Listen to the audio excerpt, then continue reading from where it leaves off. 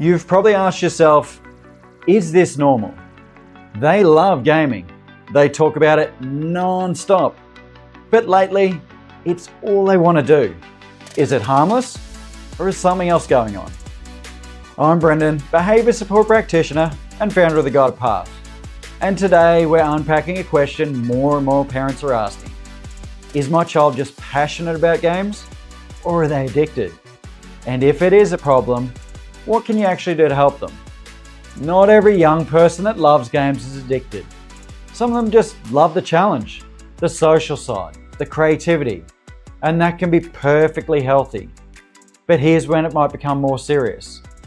They get aggressive or explosive when they're asked to stop. They've stopped doing things they used to enjoy. They lie, sneak devices, or stay up at night. School, sleep, friendships, or mood are clearly affected. And that is when gaming stops being fun and starts becoming a problem. And the truth is, I've worked with kids playing 4, 8, 16, even 20 hours a day, missing school, missing sleep, gaming from midnight to 10 a.m. And as extreme as that sounds, it's actually more common than you think. Let's talk about why games are so hard to walk away from.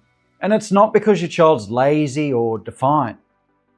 Games are designed using brain science. Every reward, level up, loot box, or you win sound is engineered to release dopamine, that feel-good chemical.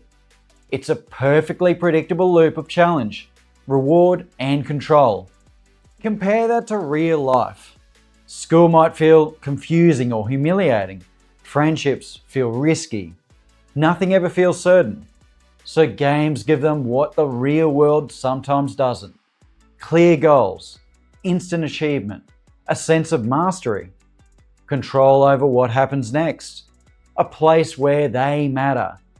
And if your child is anxious, neurodivergent, or just struggling day to day, gaming becomes more than a hobby.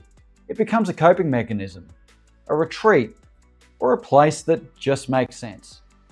So parents do what parents do. They try to fix it. They pull the plug, turn off the Wi-Fi, ban the game. And while these reactions are totally understandable, sometimes they can make it worse. Because when we remove the game without replacing what it gives them, achievement, connection, predictability, all we're doing is increasing their stress. And when kids are stressed, they go right back to what helps them feel safe, which right now is the game. I'm not saying don't set limits, you definitely should. But it's not about being tougher, it's about being smarter. Understanding what's underneath the behavior and then working from there. So, what actually helps? 1, show a genuine interest. Instead of saying, turn it off. Ask them, what do you actually enjoy about this game? What's fun? What makes it frustrating? Sit beside them. Watch them play. Even join in on the game. You'll learn more in 10 minutes of curiosity than 10 hours of conflict. 2, create screen-free connection, not just silence. A rule like no screens at dinner means nothing if dinner is quiet and disconnected. Create shared experiences like board games, bike rides, cooking dinner, even folding laundry with music on. Whatever fits your family, but you have to be really mentally present while you're doing it. 3, help them succeed outside of the game. Gaming gives them a sense of progress. So, build that feeling in the real world too. Think small. Teach them to mow the lawn, organize their shelf, helping with a sibling, building something. What feels easy to you might feel like a huge step for them. Start small, 1 challenge a week. Don't aim for perfection. Just aim for 5 to 10% change per week. That'll really add up. Number 4, set limits with them, not at them. Come to an agreement on shutdown times. Use a timer or a visual cue. Be really consistent with this. And when you're finished and they're finished with the game, bring them back to some type of activity where you're connecting together. So what if it already feels out of control? Your child's playing 4, 10, 12, or even 20 hours a day. They're refusing school. They're exploding when you try turning it off. Maybe you've even stopped trying. The truth is, you can't fix this overnight. Going cold turkey almost never works. You might get a short-term reaction, but not long-term change.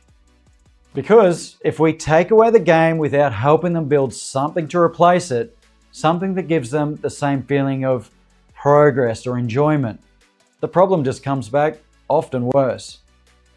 Instead, we build back slowly, one small step at a time, one screen-free moment at a time, one small success in the real world at a time. And as I said, just aim for a 5 to 10% shift per week. That might mean gaming finishes 15 minutes earlier, or they join you for dinner instead of eating in front of the television. It starts small, but when you start stringing those wins together, you start to build trust, momentum, and confidence. It's about rewiring their world to start to feel rewarding again outside of the game. Gaming addiction isn't about being a bad kid or a bad parent. It's about kids doing their best to cope with something that feels hard. If this video helped you understand what's going on, hit subscribe. Each week I post videos on school distress, emotional regulation, and complex behavior.